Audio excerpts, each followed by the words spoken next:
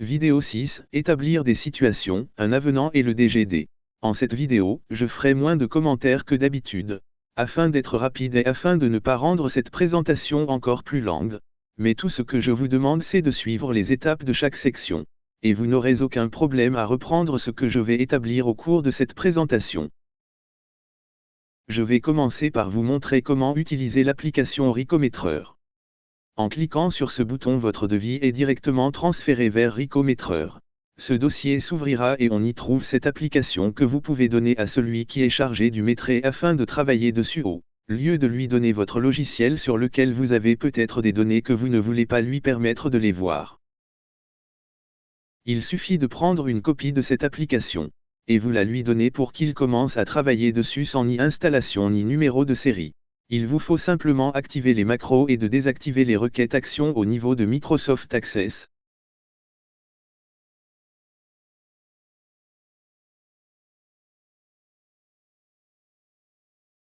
Votre maîtreur disposera de toutes les données qui lui sont nécessaires.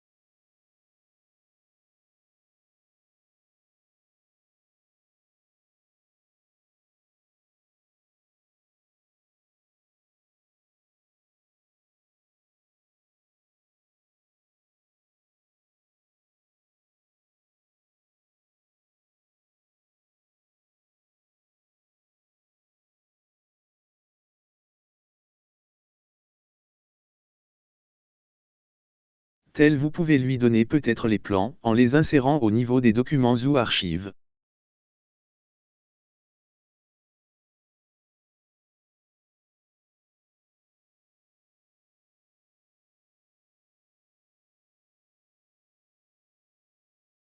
Je vais commencer par revenir à l'exemple de la vidéo précédente, en laquelle j'ai établi les avances ainsi que la situation numéro 1.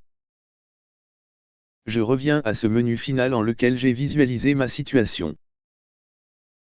Je commence par aller vers DGD. Le logiciel me signale que la présente situation est considérée comme réalisée mais non facturée, car cette situation n'a pas été enregistrée. Je vois que je retrouve tous les éléments du DGP ou du DGD, que l'on va voir rapidement et nous allons constater que les quantités de notre situation figurent sur ce DGD.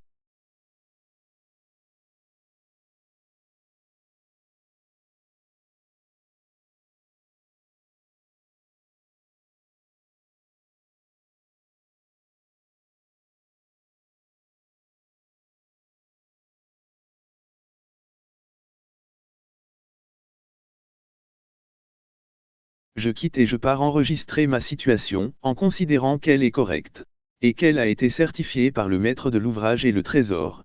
Je vais établir ma situation numéro 2, que j'ai préparée cette fois-ci sur mon application Maîtreur. Alors je pars la transposer vers mon logiciel comme suit. Primo, je commence par aller la retrouver. Il se trouve que je l'ai enregistrée sur mon logiciel même et cela au niveau des archives, afin de pouvoir la retrouver facilement en cas de besoin. Et afin de n'avoir qu'un seul dossier pour tous les documents liés à mon projet.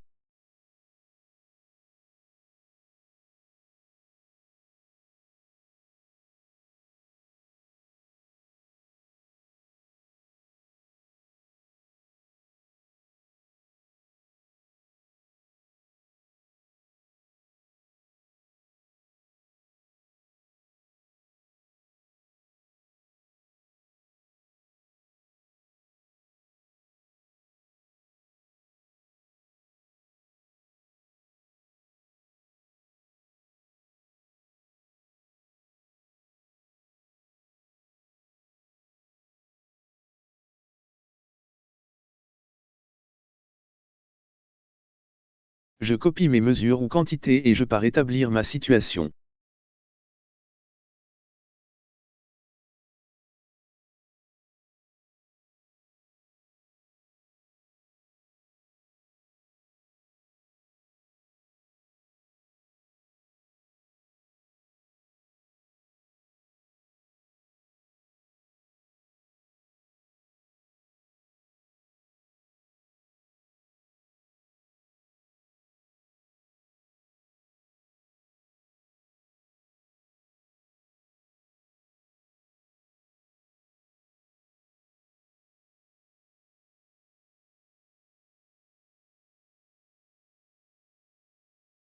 Après l'avoir inséré sur mon logiciel, je pars vers l'étape numéro 2. J'insère les dates de la nouvelle situation et j'irai continuer mon travail.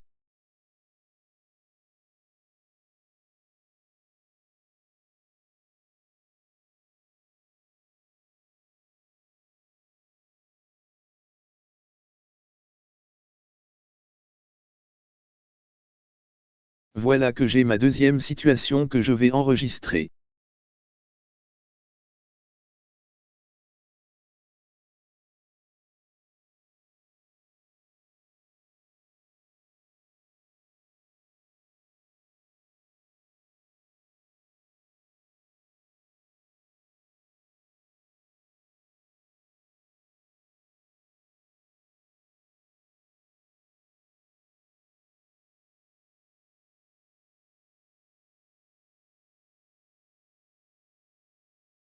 Pour avoir mon DGD ou DGP correct, je dois insérer une date différente de la précédente situation ainsi que son numéro.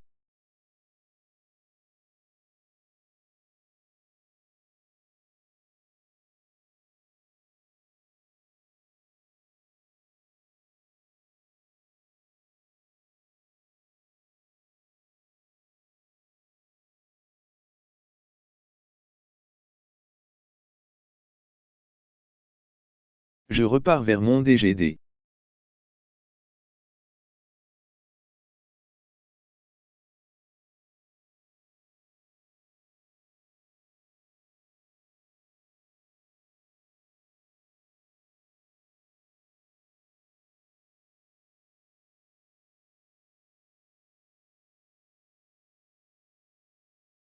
Et voilà que je le retrouve parfait en toutes ses parties.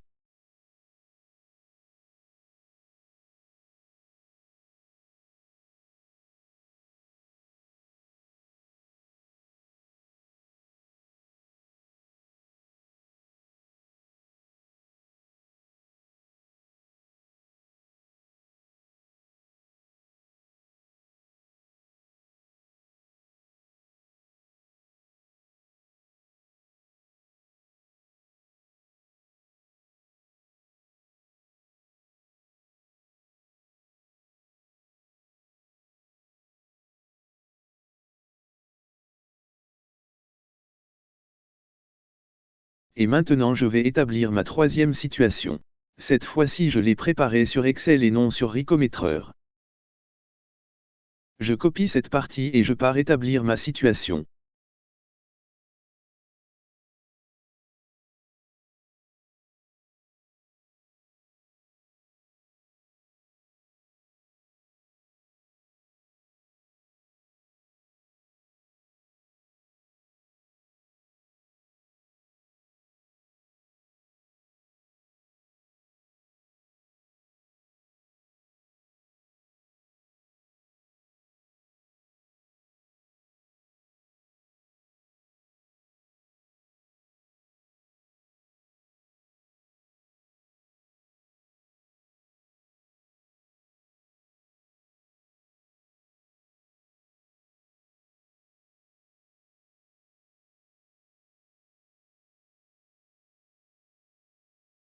Tel vous venez de la voir, ma situation a été établie.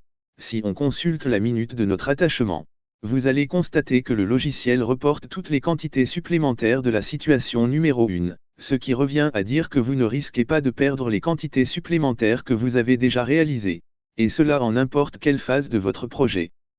J'ouvre ma récap, et je vois que celle-ci comprend mes avances, ainsi que leur remboursement avec des taux plus élevés vu que celles-ci doivent être remboursées une fois on atteint 80% du montant de notre marché.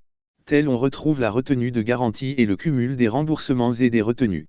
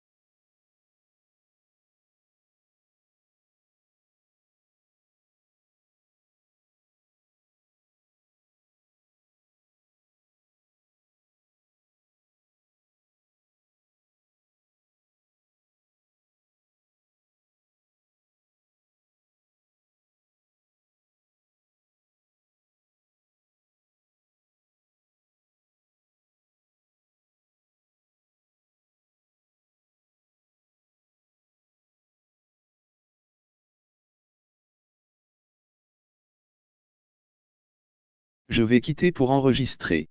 Puis je vais établir mon premier avenant.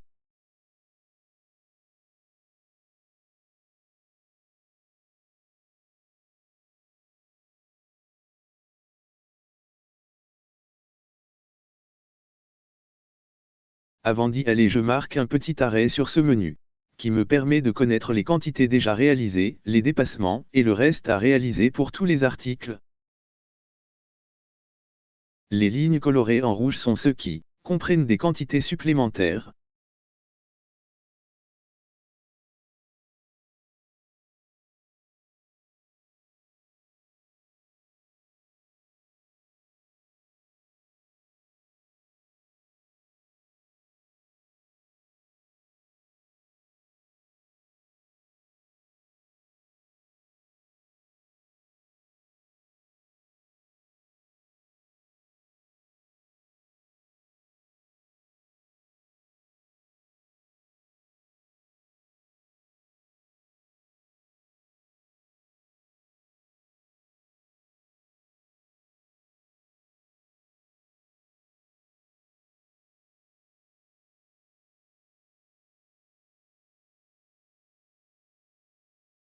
Aussi, je peux revoir toutes les situations que j'ai déjà enregistrées.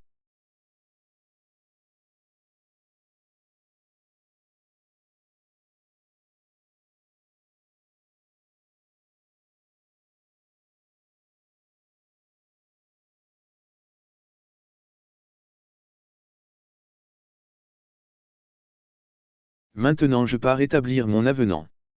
Comme premier exemple, celui-ci ne comprendra rien que des travaux sup et de travaux désengagés. Tel vous pouvez le constater, mon logiciel me donne les quantités que j'ai déjà attachées ainsi que les quantités supplémentaires, et le reste à réaliser aussi. Tel qu'il m'affiche ces cases rouges pour me signaler que soit j'ai dépassé la quantité du cadre marché, soit que j'ai désengagé une quantité qui est supérieure à celle du cadre marché. Si je veux insérer toutes les quantités supplémentaires déjà réalisées, alors je n'ai qu'à copier la colonne et la coller ici. J'insère les quantités que j'ai envie d'insérer. Il suffit de cliquer sur Entrée pour passer à l'article suivant, puis je pars vers les travaux à désengager.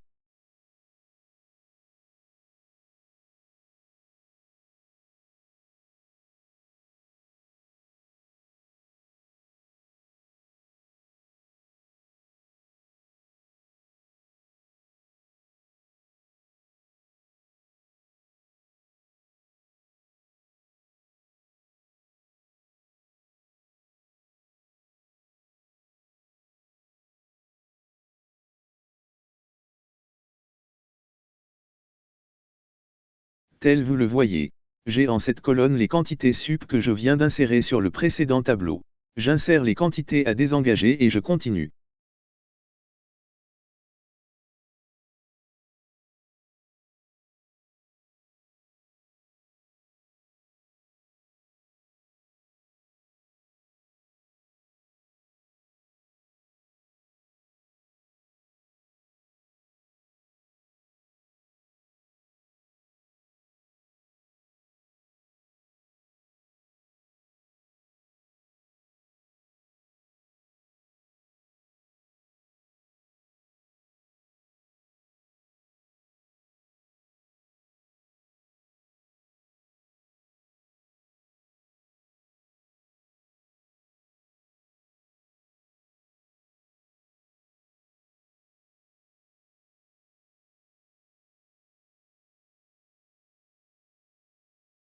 J'insère le numéro de mon avenant.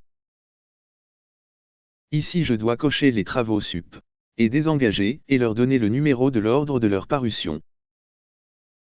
Je dois cocher les éléments de mon avenant.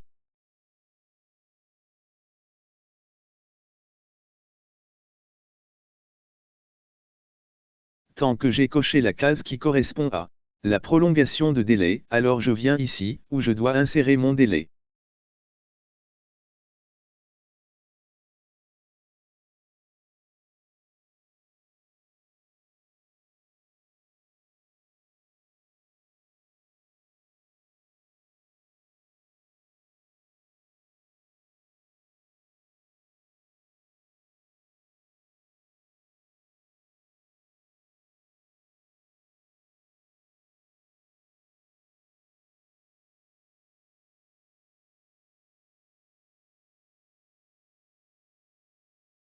J'insère mon délai total. Bien sûr, le texte que vous voyez en dessous est juste un exemple et vous devez le changer en fonction de votre cas. Une fois terminé, je clique sur Actualiser. Je pars ici, et cette partie doit être adaptée au code des marchés publics en cours. Je pars visualiser mon avenant en toutes ces parties que je vous laisse découvrir par vous-même, une fois que vous arriverez à établir votre premier avenant.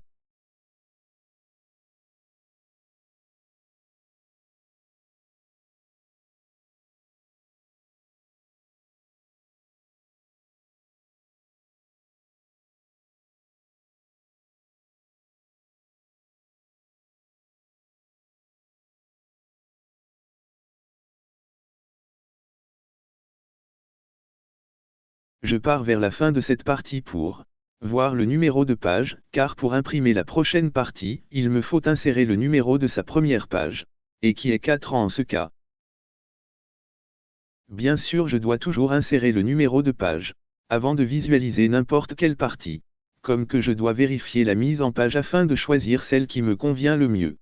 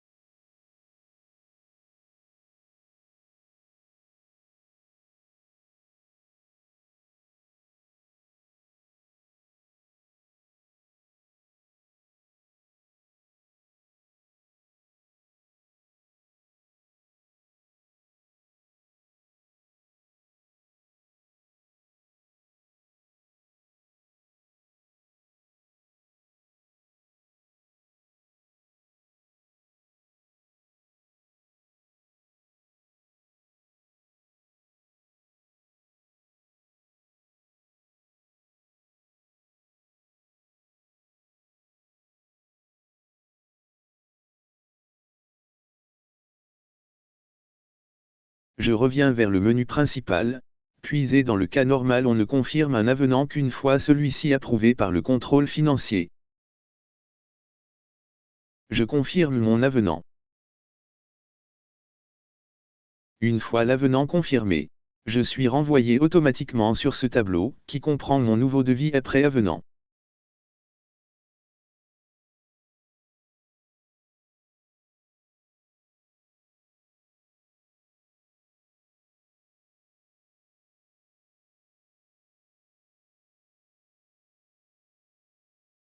En fermant, je peux faire la différence entre l'ancien et le nouveau montant de mon marché.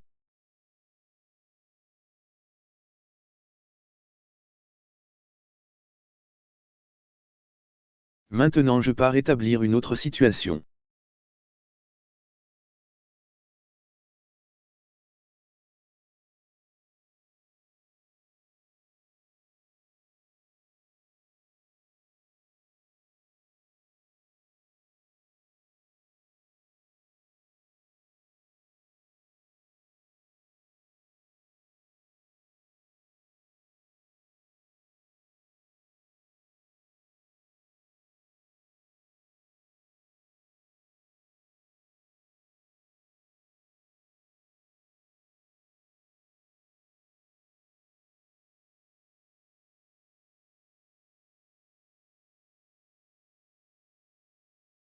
Si vous l'avez remarqué, nous n'avons inséré aucune nouvelle quantité pour cette nouvelle situation, mais malgré ça nous avons quand même une situation qui dit le contraire. En réalité, une fois j'ai validé mon avenant, mon logiciel va facturer les quantités supplémentaires qui furent réalisées avant cette situation. Et tel vous le voyez sur cette minute. Toutes les quantités sont des quantités supplémentaires après les attachements précédents.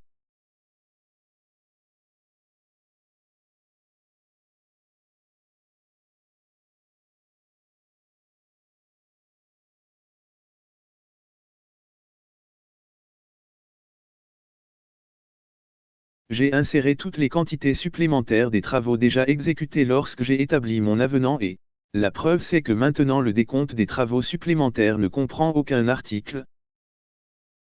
Je vais insérer d'autres quantités pour cette situation pour voir ce que cela va donner.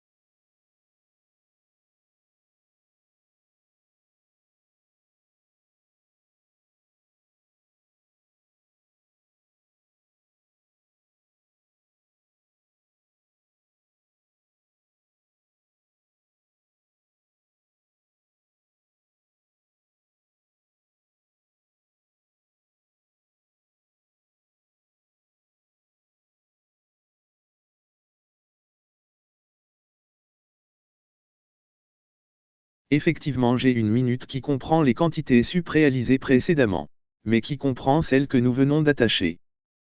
Ainsi se termine cette présentation, et je vous invite à regarder la prochaine vidéo consacrée à la mise au point d'un avenant comprenant des travaux complémentaires.